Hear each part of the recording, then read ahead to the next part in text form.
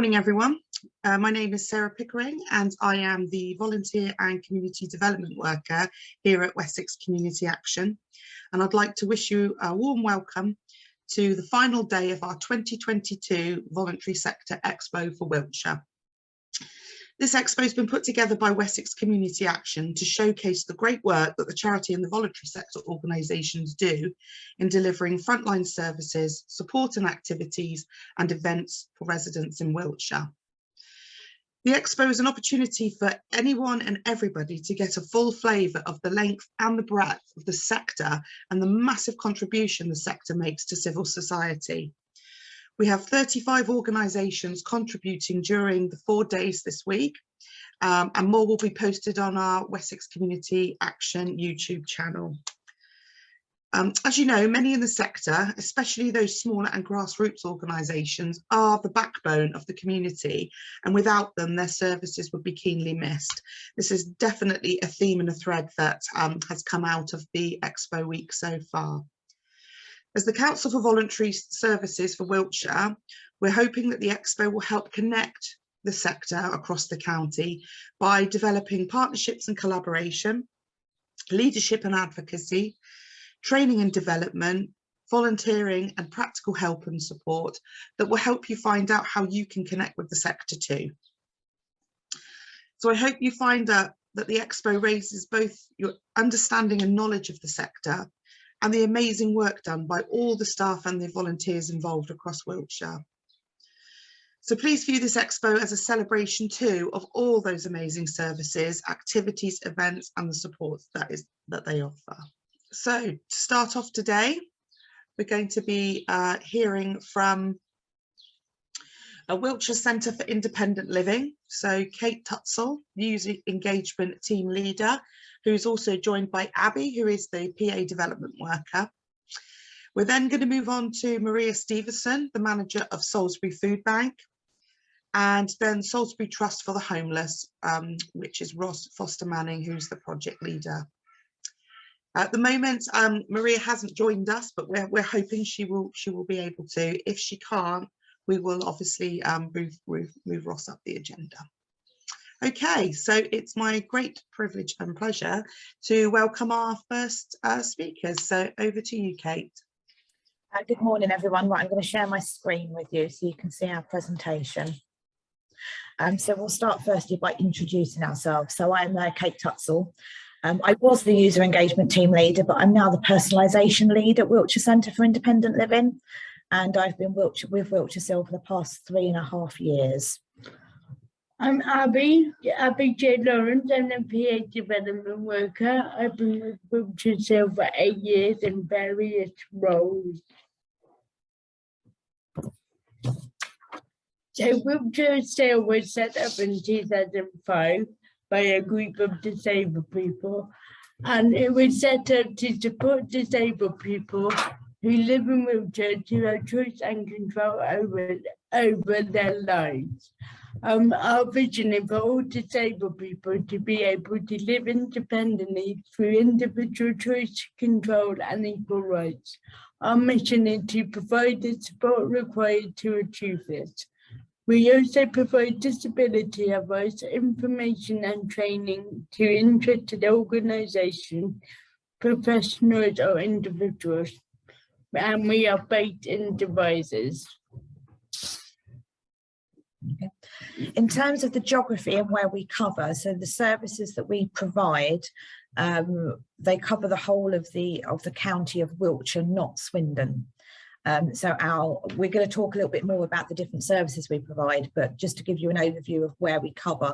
So our user engagement and direct payment support services cover the whole of the county, and our work with community connectors covers pockets of the county depending on which primary care networks that we work with, but we'll tell you more about that as we go on. But predominantly we cover the whole of the county except for Swindon.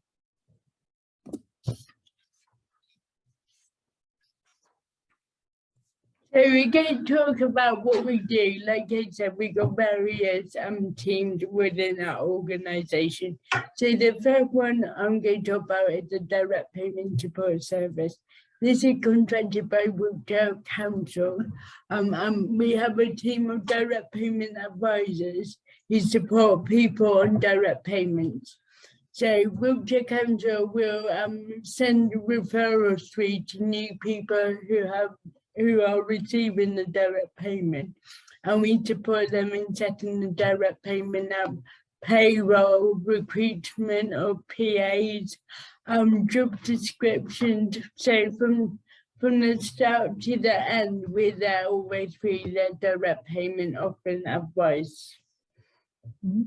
What's also great about the direct payment service is that within Wiltshire still we do have some members of staff who receive a direct payment as well. So Abbie, for example, she receives a direct payment, and so does Matt, another member of our user engagement team as well, receives a direct payment. So yeah, and we just support people to use them in as creatively ways as possible to support them to meet their care needs that they've been assessed as having through social services. Our user engagement team, again, this is funded through Wiltshire Council and the CCG. The team consists predominantly of people who have lived experience of disability, and we support people within Wiltshire to get involved and have their say on how services are developed and changed within Wiltshire. And we do that through various different ways. We will run consultations that Wiltshire Council or the CCG have asked us to. And within those consultations, we will involve as many people as possible who have lived experience to gather their views. We will use a variety of methods, such as knowledge cafes, workshops, surveys. We get very creative. We try to access lots of people who wouldn't ordinarily have their voices heard. So we're always looking for people to get involved in our user engagement work. And we also have a campaign that runs within user engagement called Listen Up Wiltshire. That is a campaign to amplify the voices of disabled people. So anyone within Wiltshire could come to us and say, do you know what, I'd like to tell Wiltshire X, Y or Z. We ask them one question: what would you tell Wiltshire? And it could be they want to tell Wiltshire that, for example, we had a young lady with a learning disability who was getting really fed up and not being able to get a job because all employers were seeing her learning disability before they saw the skills that she had and what she had to offer employers. So she wanted to do a campaign to raise awareness that employers should not see a person's disability first. They should see what skills they have and what it is they can have to offer. So with Hannah, we made a video called #SeeMySkills, where we invited lots of different people with disabilities to contribute, and they would say, do you see that I am creative? Do you see that I am good with people? Do you see that I am good with technology? So it was highlighting all of those skills they have to offer before you then look at their disability. So we would do all sorts of campaigns like that with people to raise awareness, and also to celebrate the great work that happens in the community as well. So it's not all about picking up on things that aren't working well. It's about celebrating the things that do work well at the same time as well. And an example of doing that was a while ago, we worked with Tintern Court in Salisbury. That is a sheltered housing scheme, and the residents who live there have a fantastic ethos of supporting and helping each other, and this is just developed without anyone asking them to. And we made a video with them about neighbours working for neighbours and all the fantastic things that they do to support each other. So we wanted to highlight the great work that they do naturally, as well as wanting to change our local communities. Within user engagement, we also have our Make Someone Welcome team. So the Make Someone Welcome project, Matt will sign up organisations, clubs, businesses, whoever it is, who pledge to make people welcome within Wiltshire. And when they pledge to make people welcome, we ask them to do something that will show that they are making people welcome. And that could be from setting up a community fridge in their community, to running awareness groups for people, so that or trial groups such as walking groups. Could be absolutely anything. But we just ask them to demonstrate how it is they are going to pledge to make people welcome, and then we will support them on that journey to achieving that pledge. So there's a lot that goes on within the user engagement team. Our community connector team, As I say, they cover pockets of Wiltshire depending on what primary care networks we're working with. We currently work with 5. So we work with the Devizes one, the Carn, Yatton and Kennel, North Wiltshire, and then 2 of the ones in Salisbury, the Sarum West and Sarum South, I think it is.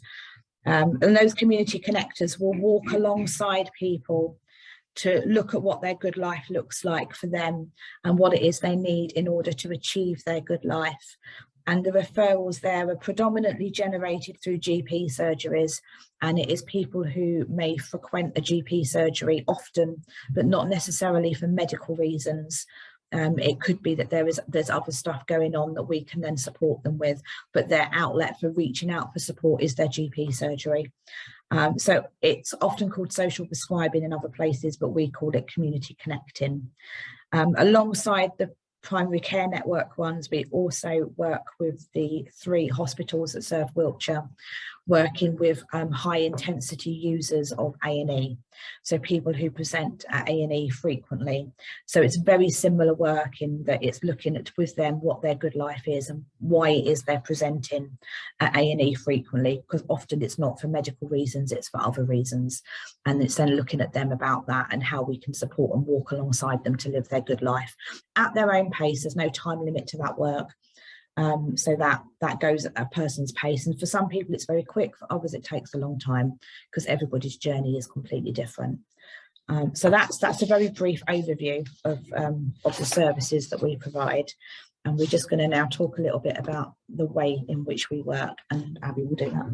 So, like Kate said, we work in a really creatively way, and it's about asking people what they want. So we work in groups, in communities, and our one-to-one, and we had conversations with each of these people, and we've asked over 2,000 people these 3 questions. What does a good life look like to you? What have you got to live that life, and what do you now need? So these conversations are very positive. We're not looking at the negative aspects of their life. We're trying to go forward with them instead of looking at looking at what's strong in their life and not what's wrong. And so we try to keep it quite positive because we find that's how people move on in life. So we want what you want. So from the conversation with 2,000 people, it's obvious that everyone wants the same thing to live well. A home, equal and meaningful relationships, to be valued and to have a purpose and to be hopeful about the future.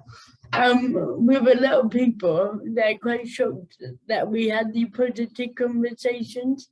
Because all through their lives, it's all about what they need care-wise, about the issues, what's going wrong in their life. So they find it quite refreshing that we go in and we say, what's going right in your life? What can we do to encourage you and push you forward?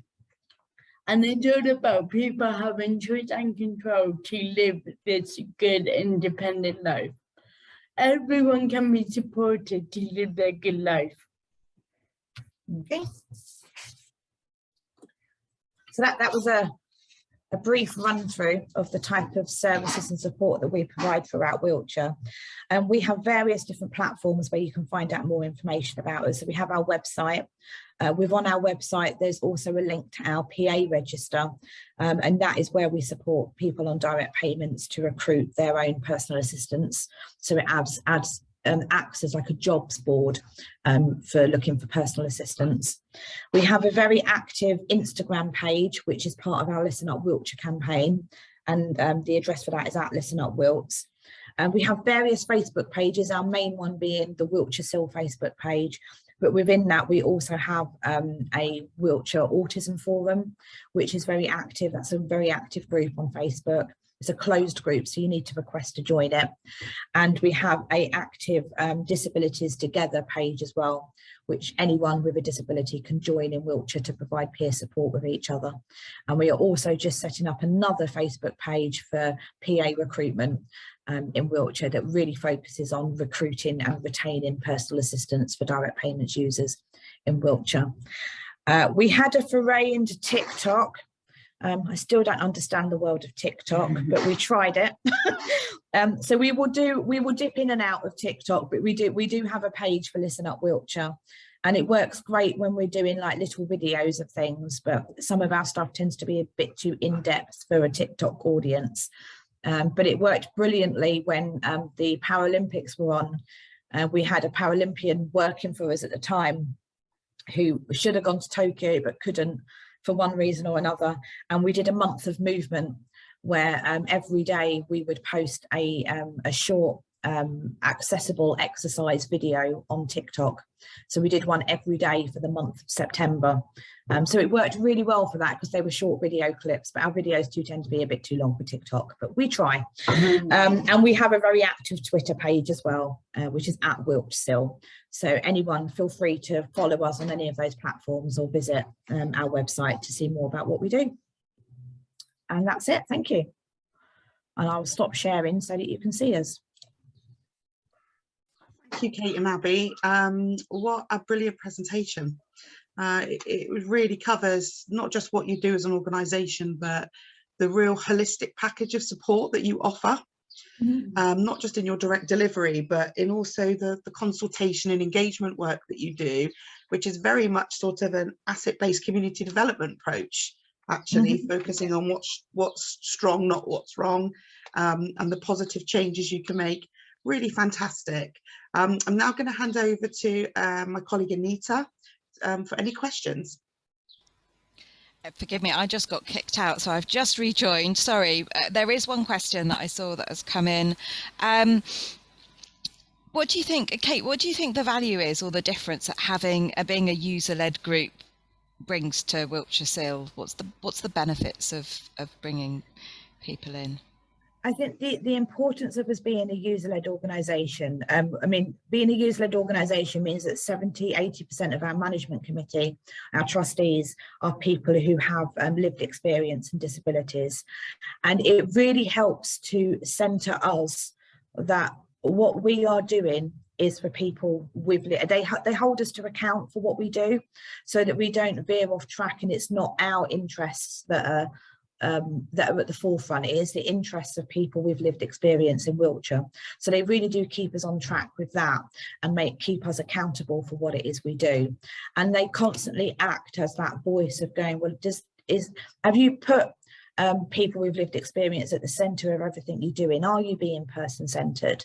Is what you are practicing what you are preaching? So it really does help to make sure that we do that. And we have a great relationship with our board of trustees. They have a good overview of the work that we do. They're very involved. So it does make sure that yeah, we do practice what we preach. And that's very important, being a charitable organisation, to have those lived experiences and keep referring to them to make sure, as you say grounded and centred in what you're aiming to address. A question for you, Abbie. What do you get out of working with Wiltshire SIL? What do you find? What do you like about it? So I've done several roles at Wiltshire SIL, and I started off in support planning. So support planning were part of the direct payment team. And we used to have a joke in our team because we used to send me to the difficult visits, and although we did have a joke about it was because people saw me and they instantly knew I would get them and they would understand what they're going through and things like that. And so for me, I think that I got a job, I got family, I'm living life, and I think people look up to me a bit for that. But I personally can get on the same level and really understand what people are going through.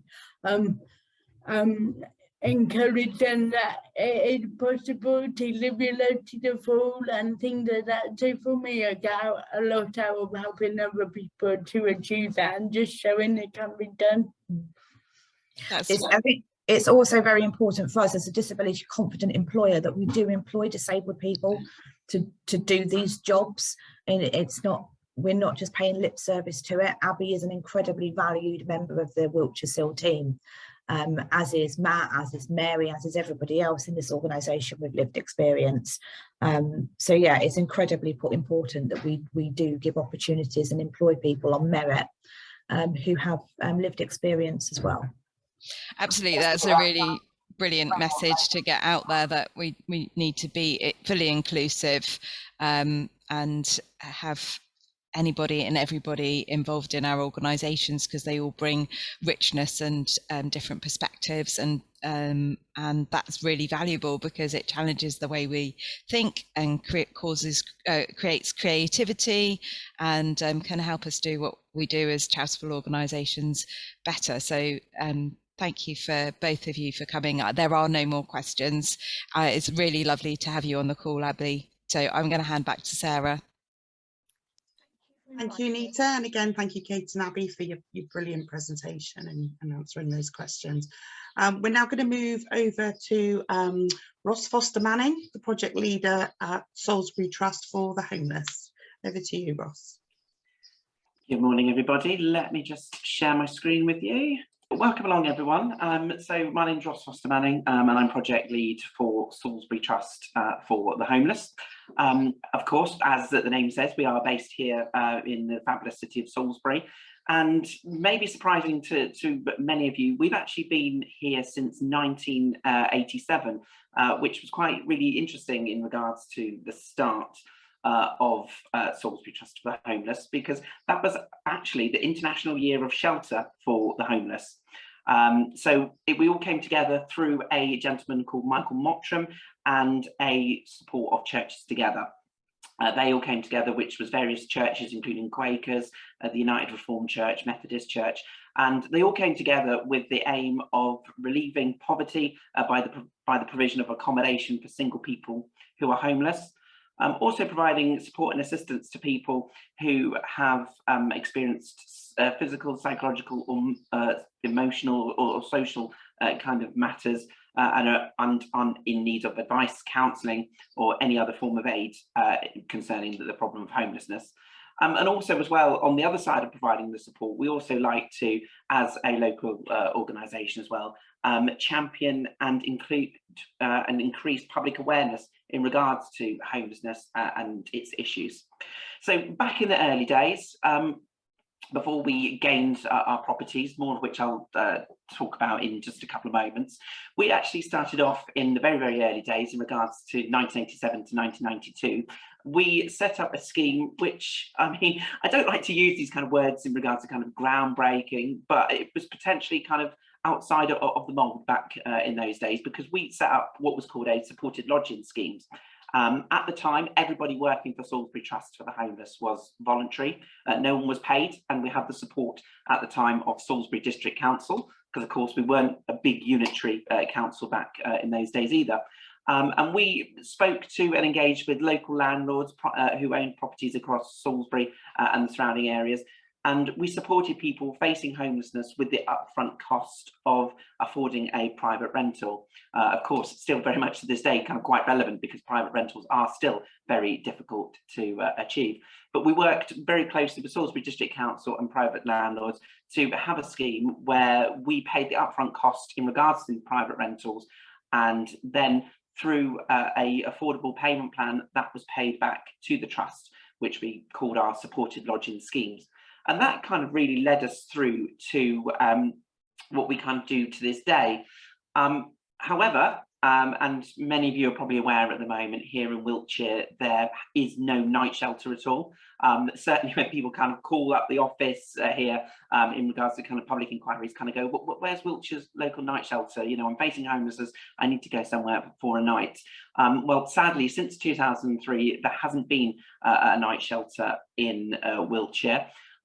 However, between 1990 and 2003, Salisbury Trust for the Homeless, we were kind of very much at the forefront of providing a night shelter service. There were various places across Salisbury city centre that helped us, including even at one point the Old Manor Hospital. And when the night shelter kind of closed, which was at the Old Manor, we then wanted to get involved with, of course, John Baker House, based on Wollaston Street. because obviously there was the involvement of, at the time, Salisbury Housing Association, which we all now know as a sanctuary. We ceased interest in providing a night shelter service, and since then, sadly, in Wiltshire, we haven't been able to have a night shelter service at all. So that's a little bit about the history of Salisbury Trust for the Homeless, but kind of who are we? What do we do on a day-to-day basis? Well, it's a small team of 3. As in the introductions, I'm the project lead, so I oversee the whole of the service, and I report as well to our Board of Trustees, very much like the previous presentation. We are governed by a Board of Trustees who, there is a board which we have a chairperson at the moment who is called Maureen Pardy. She's with us for a maximum of 9 years and very kind of passionate in kind of pushing us and taking the charity kind of forward. So, you know, we're ever indebted to all of the hard work they do. You may have seen in a previous slide in regards to one of the pictures, that was a recent picture of volunteers who kindly stood outside Saturday. They spent all day Saturday outside Waitrose collecting £1,500. You know, I mean, I kind of absolutely pinch myself in regards to the generosity. So, you know, that they are very much at the heart of what we do, and how they kind of keep us going, more of which I'll explain later. So moving on from the supported lodging scheme that we had, over the years, we accrued properties. At the moment, we have 9 properties in Salisbury. We own 5 of those and rent the remaining. That can house up to 33 people at any time who need our support and are either kind of facing homelessness or are rough sleeping and homelessness. We are finding, and probably very much, you may have kind of seen it in the news as well, especially because homelessness is quite a hot topic at the moment. We're seeing, as well as people rough sleeping, people through relationship breakdowns, and people kind of losing employment. They're also people that are coming to us and experiencing homelessness. So it is such a big, wide and varied customer base that we work with at the moment. We're not, as the slide says, we're not funded by Wiltshire Council at all in any way. That's been the case since 2018. So it is very kind of key that our Board of Trustees and fundraising, donations, grants, that literally is everything that keeps us going on a day-to-day basis. You know, we've been very, very lucky with the support of the Salisbury community, and they're really kind of passionate, and you know that the people that we meet always kind of speak very highly of us. So you know, it is really nice to kind of speak that, and kind of where I don't always see it, but you know, because I manage on a day-to-day basis, it's really nice to see the generosity and the Salisbury community come together so that we can continue to do this very hard, challenging, positive work that has got so many great outcomes. We have 2 support workers. They are experienced in the field. We do have a member of staff who also themselves experienced homelessness. So as a result of that, when working with some of our customer base, that really does kind of get us with the engagement and the buy-in that sometimes, you know, it can be very difficult, especially meeting someone who is an entrenched rough sleeper. They've been doing it for a while. You know, we come in, we say, you know, let's kind of work with this, let's work with them. They go, and they can just turn around to us and say, well, you know, what do you know about it? You've not faced homelessness. Where actually, you know, we've got that relatability within the staff team. And we also have another member of staff who is very experienced working at various other Salisbury supported accommodation providers. So with that kind of vast knowledge and experience, and myself coming from Wiltshire Council and working at the housing options team, you know, our knowledge kind of put together really, you know, we can really impart that with our customers and provide the best quality support that we can. So looking back over the last year, because I always like to kind of have some kind of fast, fun facts in regards to what we've achieved over the last year, because, you know, I can tell you about the history, but what have we done in the last year?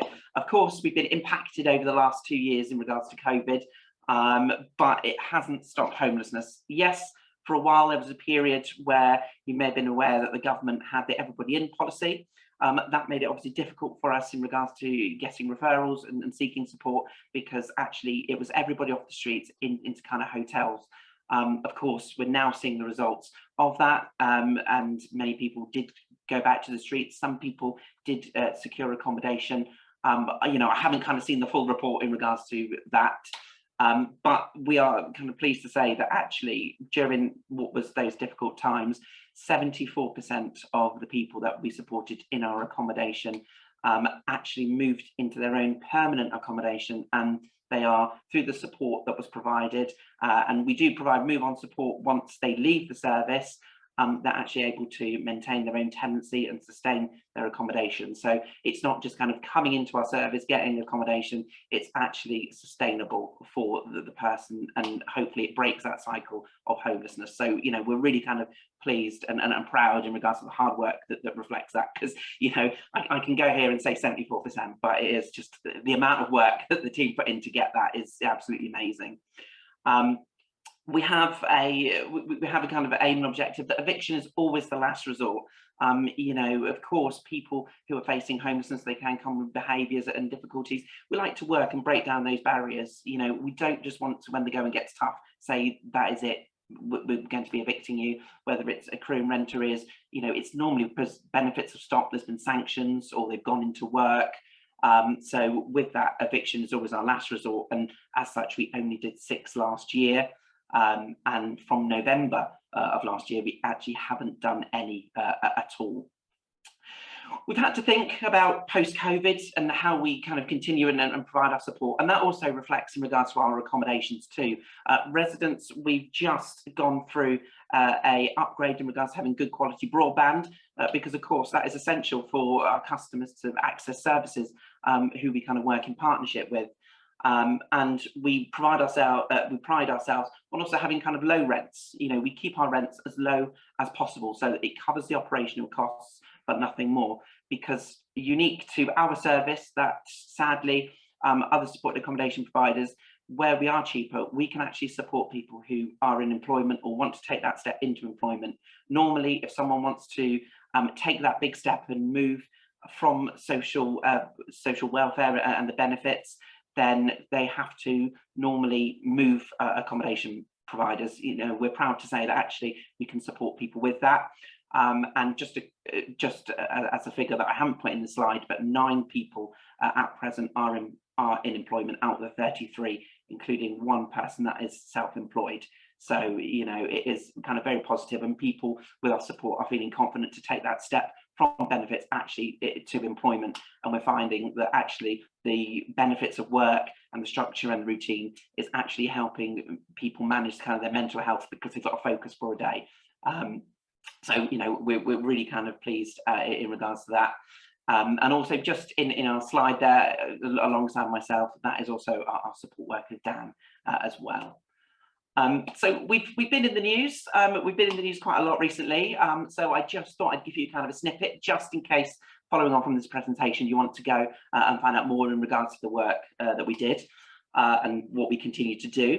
Our most recent article is with the Salisbury Journal, and we were asked in regards to talking to them in regards to the most common reasons for homelessness in Wiltshire. That's of course due to new no-fault evictions and all sorts of legislation being passed through by the government. We were asked about that, and also kind of mental health and how that is affecting people and their accommodation. So it's really kind of interesting read there. You may see as well on the Freeview Channel 6, I believe, that's TV in Salisbury.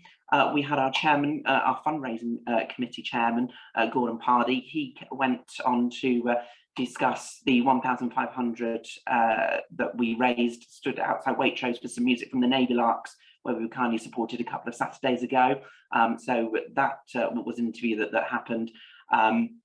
We then, moving on to last year, there was a grant that we received from Tesco's. That was £1,000, and that went to help with our accommodation and being health and safety compliant, because of course costs with COVID, especially kind of getting all the kind of the fire doors that we need, £1,000 really did help keep us to be compliant and the property safe for customers who need our support. And finally, Love Salisbury. They got in touch with us after we had a 7-year-old boy who raised over £300 alongside his dad by baking cakes, which you can see there in the slide. He did an STFH cake, and he sold that, as well as there was a collection with his dad, which raised over £300.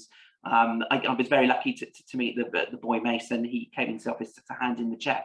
So, you know, it was one of those kind of quite heartwarming moments of, like, you know, and it all stemmed from just the fact that he saw somebody on the street, and he said to his mum, he said, "Mum, you know, why don't they have a home?" And that kind of led him to do some kind of care packages and raise some money for us. So that's a really kind of heartwarming story if you want to go and check that out. But of course, we couldn't do the work on our own. So we work with various organisations in the community. Work very closely, of course, with Salisbury Food Bank, very much part of when people come into our accommodation. They may have limited income, they may be rough sleeping, and as a result have no food. So we work very closely with them to obviously get the kind of the basics and the essentials, whilst benefits are sorted out, and they have a stable, and our customers have a stable income. The SP1 Cafe, we work very closely with Kerry and the team over there. All sorts of kind of groups and socialisation groups go on over there, and it's a really good resource. We've even got one of our residents that volunteers at the moment over there. So lots of good resources going on over there. Of course, we work with Wiltshire Council. Even though we're not funded, we do accept referrals from the Housing Options team. And very kind of exciting work in progress still. So I think this may be a little bit of an exclusive for you this morning, but later on in the year, we're going to be working with Wiltshire College and the Health and Social Care Department to actually provide practical support, so that their students who are studying health and social care can actually come and provide support work and actually get those people skills that are much needed in a role like what we undertake. So we're going to be talking a lot about that as we move through into September. So it's very much still kind of work in progress. We work with the Shannon Trust. They've branched out from prisons and they're now helping us with customers who struggle in regards to literacy. They do it on a one-to-one basis, which is great, because normally when we say to people who want to have support, they kind of say, well, you know, I don't want to go to a group, and everything's kind of group-based. So it's fantastic that it's now on a one-to-one basis. As you've seen throughout the course of the slides this morning, Tesco Community Champions in Salisbury and Amesbury are very supportive. We have collections at the stores, as well as them providing us with donations, as shown there. They provide us with bedding so that everybody who comes into our service has fresh, clean bedding. We work obviously, of course, with the addiction services, Turning Point mainly here in Salisbury. We work with all the other local accommodation providers. Salisbury Cathedral, we work with, they provide food donations for us, and we're part of the BCHA family. We're a family member to them. So BCHA provide us with support in regards to kind of the back kind of admin infrastructure, and just keep ensuring that we are kind of compliant. We've been in that partnership with them for quite a considerable time. So all of those, plus there's loads more organisations that always kind of get in contact with us. So you know, I could just go on for ages in regards to the slides, but they are the main organisations that we work with. So that's Mason, the little boy that was on about on the slide there, who came in and gave us a cheque for over £300. If following on from our presentation this morning, you'd like to kind of hear more in regards to what we do, check out our Facebook page. You can find us very easily by searching Salisbury Trust for the homeless. It's updated quite regularly. You'll see what we're up to, where our collections are, as well as, you know, giving you some insights in regards to what's happened across our service across the week. There's our website, which is stfh.org.uk, and you can contact the office here. We are a low support service, so we open Monday to Friday, 9 till 5, and that's our contact number there. I mentioned a little bit earlier on in regards to the referral route.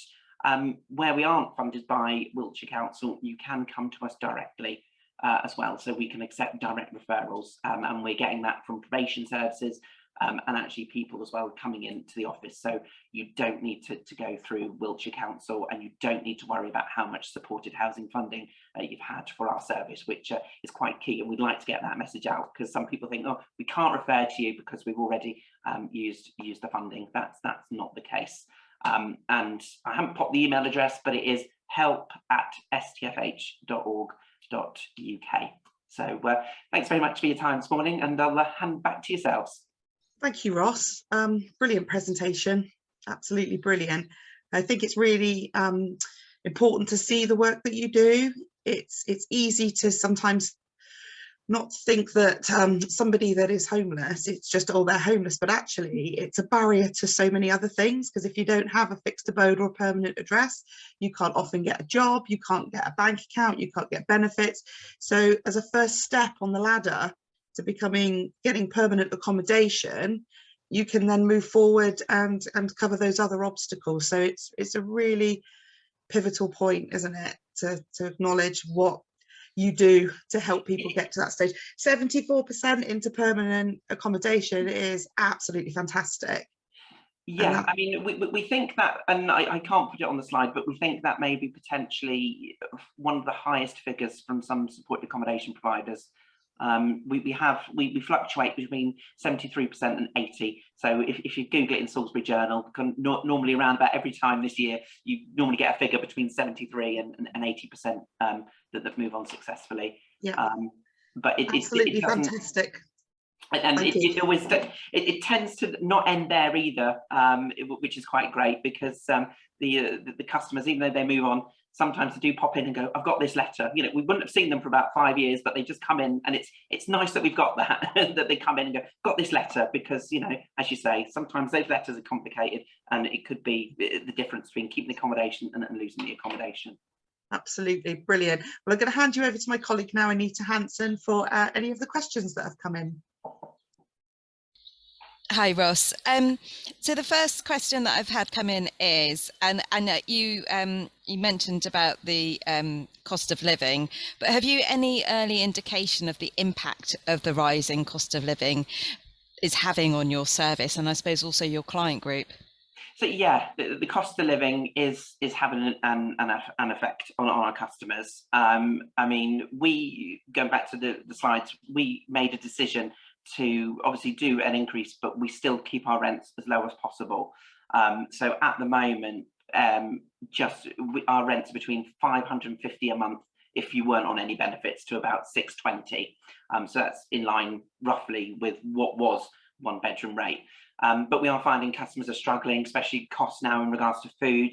That seems to be quite a struggle at the moment. Food, transport, we do have some people that have kind of cars and then petrol, and especially people that are kind of using public transport now to kind of get to work. It is kind of affecting. Of course, we've got the Chancellor announced that that people on low incomes will get £650, I think, broken up into two £300 payments twice this year. But we're finding that the people that are kind of solely on benefits, that's helping, which is positive, but it's still missing the people who are half in employment, half on benefits. You know, there's still that gap. And, you know, without getting on my soapbox about it, you know, that there is something that needs to be looked at in regards to the people that are on wages that are just getting by. You know, I think depending on what happens, petrol prices, cost of food, you know, later on in the year, I feel people may struggle more. Absolutely. We often hear about the benefit trap, and those that are just about managing, those sort of stuck between, you know, in sort of maybe lower paid jobs that are just making things, you know, ends meet, and it is getting increasingly difficult. And we heard from Citizens Advice yesterday saying that they help with budget advice to their clients, and they look at people's budgets, and even they are saying, we just don't know how you're going to make this work, which is really disheartening. And that's exactly what we're seeing too. We were saying exactly the same thing, you know, whereas before we try and keep, and Citizens Advice may have said this, but if someone's got £50 of disposable income, that's now coming down to about a tenner now and assessment periods for benefits is all kind of holding it up. So people accrue debt over that point of applying for the benefit, and they just can't get back on top of it, which, you know, something needs to be done about that, to put it very politely. And are you seeing a different sort of demographic or age profile or to your client group as well? We are. We're seeing at the moment, just looking back over the last couple of referrals that we've had in, it's people that have either been furloughed, and either furloughs come to an end and they've been made redundant and there's no kind of job for them, of course, you know, there was kind of, and I'm not fully kind of au fait with it, but there was some conditions to furlough where, you know, they couldn't kind of seek alternative employment or anything like that. So, you know, we're finding that there's people, because of obviously the lockdown, struggling in regards to mental health, and as a result, that's kind of exacerbated relationships that they're in, that people cannot, you know, the relationships cannot cope anymore. And we're just kind of seeing as well people that, you know, we're kind of married, stable relationships, but where they've been together 24/7 because of the lockdown, you know, things have just kind of escalated, and relationship breakdowns. That's really what we're seeing now, you know, and it's people that have been married, you know, not kind of 2-3 years, but, you know, 12, 14, you know, quite strong, stable, established relationships until COVID and the lockdown restrictions. Oh, well, thank you very much. That's all the questions that I've had. Thank you to our audience for posting those questions. Please do, as they say on TV, keep them coming in. And thank you, Ross, for a really informative presentation. So, Sarah, unfortunately, I've had a message from Marie from Salisbury Food Bank. There's been an emergency at the food bank. They are a very small team, and I think it's worth just highlighting here that in Wiltshire, across Wiltshire, there's about 2,500 registered charities, but we know that a large proportion of them are small, and there's a load more voluntary and community organisations on top of that who aren't registered that work on the ground. So it's just important to sort of say, during Small Charities Week, which this week is, that Wiltshire's residents are supported by a vast number of really small charities and grassroots groups. And unfortunately, from time to time, emergencies happen, which means they have to work and support their client group, and are unable, don't have the capacity or the people that to attend these types of meetings. So Marie has sent her apologies, but she will not be with us. So I wondered if you wanted to take this opportunity to just say a little bit about maybe what Wessex Community Action does in terms of supporting that vast array of small charities and larger charities, but also those grassroots groups. Yeah, absolutely. As many of you will know, at the beginning of the launch of our event, our Chief Executive, Amber Skyring, did a presentation about Wessex Community Action and the support we provide holistically. So that was a lot around our sort of work around leadership and partnership. And she did also touch slightly on our work around community development work and volunteering. So it's actually quite handy because I can use this opportunity to, especially after a week of having so many fantastic organisations come forward with the work that they're doing, to actually kind of say what we do at Wessex Community Action to support those organisations at a different level. So I'm a volunteer and community development worker, and my colleague Anita Hansen is a community and partnership engagement lead. And between us, we deliver the core services for Wessex Community Action. So as a Council for Voluntary Services, we provide support for those organisations across the sector, and that can be any organisation from a PTA at school, a lunch club, committees, unincorporated associations, charities, community interest companies, social enterprises, anything that's kind of small or medium. We tend to provide support. And the support that we provide is to actually help those organisations function effectively and sustainably as a charitable business. So the types of inquiries we might get might be around, we're struggling to recruit volunteers at the moment. But when we actually assess some of those groups and look at how they're made up, some of these projects we can help, we can assess and look and say, okay, where do you see your project in a year's time? Do you have a good business plan or a project plan for your organisation? And how are you set up? That's another key one. We often get a lot of people come to us looking for help to get funding. And all the work we do holistically to get that organisation set up as effectively and sustainably as possible increases their chance of getting funding. So for example, one of the areas we would look at, which I've mentioned, is helping them develop a business plan or a project plan to help them highlight any gaps in their services, where they want to go, what their aims and objectives are. We also help them look at how they can evidence need for funding. So some of these fantastic projects you do, especially for the smaller ones, is so busy delivering and meeting a need.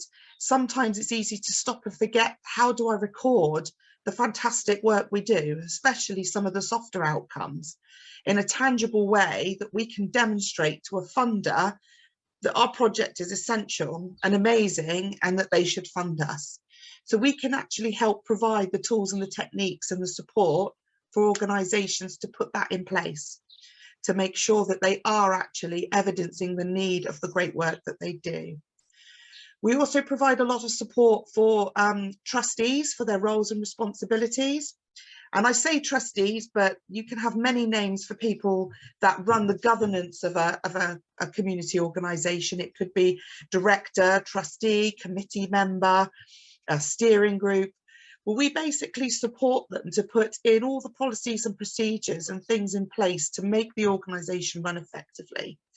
And that can be things around safeguarding, that can be things around just the roles and responsibilities of the trustees themselves so they can govern effectively. And that could be simple as a job description for a chairperson or help or support with what a secretary might do or what a treasurer might do. We also then look at helping groups get fit for funding in terms of a funding strategy. So part of actually doing, raising money for fundraising, looking at where you can go to find funders, what you can apply for. And this often comes off of the back of how you are set up for funding. I worked with a community interest company to support young people in a project that went ahead and set himself up as a community interest company, but was solely relying on grant funding rather than doing any income generating work to be sustainable. Whereas as a community interest company and having that structure, it was really difficult for him to get grant funding. So if you do need help choosing a legal structure or becoming a charity, or you don't know the right road to go down, Anita and I can offer the right advice to give you to help you set that organisation up in the right way so you can seamlessly move forward and be successful in your amazing community work. So that's kind of an overview of the community development work. We do online clinics, so we do Zoom or telephone inquiries where we can give you information and signpost you to resources. If you need a little bit more in-depth support, we can put on training for you around any of the areas that I've mentioned. We are an asset-based community development model, so we work with you in the community to find out what you want, what you need, and we respond to that. So if somebody comes forward and looking for bespoke training or specific training, we will pull our resources together and put that training together for you. One of the inquiries we get a lot of at the moment is around volunteers, recruiting volunteers, the barriers to getting volunteers and managing volunteers. It's been an incredibly difficult time in the sector for everybody, especially those people that do volunteer, because if they can't afford petrol to do some of the work that they do as a volunteer, or their own circumstances changed, it's harder for them to come forward and do that. So we are looking to set up a volunteer centre for Wiltshire under our CVS. And at the moment, we're doing a lot of work with our forums to actually engage with them and consult with them on what we're doing to make that happen. So we will be able to provide support for people looking for volunteering and organisations looking to take on volunteers and needing the support in the guidelines and the management of those volunteers. We also host a fantastic platform, which Amber mentioned, which is called Wiltshire Together, which organisations or individuals can go on and post events or activities in the community, but it's also a really good volunteer matching service. So if you are looking to recruit volunteers for your organisations, please go onto our Wiltshire Together website, and you can actually, with our support, we will help you recruit some volunteers in the right way. Anita, is there anything else you want to add to the core service we provide? Nothing to add, just to say that we really do work in a way that is right for the organisation. So sometimes saying things like funding strategy can be a bit like, oh, but we're really small, we don't have strategies or business plans. But that's our terminology. I think we work very proportionately. So making sure that the advice and support and information that we provide is fit for purpose for the size of the organisation and the structure of the organisation. So please don't be put off if you think if it's all a bit too grand and scary. It's not. We can make it relevant to all sorts of different organisations, and also people thinking about starting something up, how to go about starting up a project or getting involved with the sector. Brilliant. Thank you, Anita. So that's just a quick overview, well, not so quick, but an overview of what we do as our part of our core service. Does anybody have any questions at all for Anita or I? I think the only question is, how do they get in touch with us? Okay, you can get in touch with us via our website. We have an inquiry form that will come directly through to us, or email or phone at the moment. Anything to add, Anita? I'll put our email addresses in the chat. Brilliant. And I would just like to add as well, I mean, for Anita and I, and we've worked together historically for a very long time across a different area. It's just such a privilege to work with so many fantastic and amazing groups across Wiltshire. And the work that you do is just, it's just awe-inspiring. To be part of supporting you to deliver that work is a complete privilege for us. In addition to doing other work such as putting events on, like this Voluntary Sector Expo, to help showcase some of that work. Okay, thank you so much to our speakers today, Kate, Abbie and Ross, for your fantastic presentations. And thank you for that this morning. This will go up on our YouTube channel. And thank you so much for joining us on the last morning of our Voluntary Community Sector Expo. Thank you.